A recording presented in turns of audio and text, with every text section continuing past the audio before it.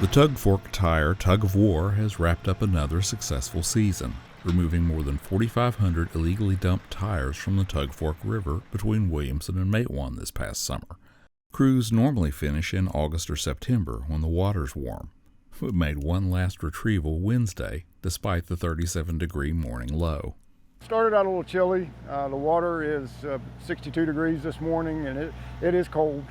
But we had some tires that were staged back in September that we hadn't had a chance to get back to get. Probably around 300 tires we recovered today, and we needed to get those out to finish out the year. Volunteers and contractors from West Virginia and Kentucky have been working the river for the last 5 years, and during that time have removed more than 13,000 tires from the Tug. We started with our tire recovery program with West Virginia DEP REAP back in 2019. We had an amazing year that year, and we've worked ever since. We're making a lot of progress, but there's still years and years and years of work to do here in the Tug Fork. That's because as each layer of tires is removed, the silt and sand trapped there flows downstream, uncovering another layer of tires. Every year we see about the same thing. We've actually rechanneled the river by removing tires, so many tires from that area in Williamson. And what we're seeing is when we remove the tires and we get all the tires out, the river returns to a natural cobble bottom, which is what we're after. That's perfect for us. That's what we want to see. And removing these tires is doing that for us. That cobble bottom is important because it's better able to support a healthy benthic macroinvertebrate community, the small aquatic organisms that live between the rocks and make up the bottom of the food chain. Removing the tires is hard, very labor-intensive work. Most are at least partially buried in the river bottom, and when full of sand and silt, especially the large truck and off-road tires, they can each weigh several hundred pounds. Just getting them unstuck from the bottom is only half the battle. Yeah, tires, when you do river cleanup tires, you handle them about 5 times. You take them out of the river and you put them in a boat. You take them out of the boat and you put them on the bank. You winch them up the bank and put them in a trailer.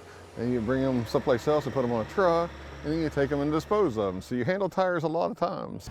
This would be practically impossible for us to have accomplished without West Virginia DEP REAP and their equipment. Doing this by hand, we would be less than 1,000 tires over 5 years, but with all of REAP's help, with all of their equipment, especially the Hydrotrack machine, we're able to accomplish a whole lot more work. These tires that we're getting out of here are old tires. And I've got to wholly believe that we're taking the tires out that have been in the river for years.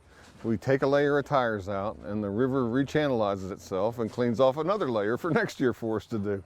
But we're getting fewer, and the river's getting prettier, and the tourism's taking off. We need to diversify our economy here in a bad way. And tourism is part of that diversification.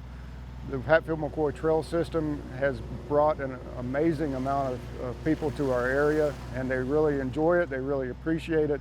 We want the Tug Fork River and all of our rivers in southern West Virginia to be another ride in that outdoor adventure amusement park that the Hatfield-McCoy Trails has started. You can find out more about Friends of the Tug Fork River and their restoration efforts by visiting their website, friendsofthetugfork.org. They're also active on Facebook. And you can find out more about the DEP's REAP program by visiting our website, dep.wv.gov. In Mingo County, I'm Mike Huff for Environment Matters. Thanks for watching.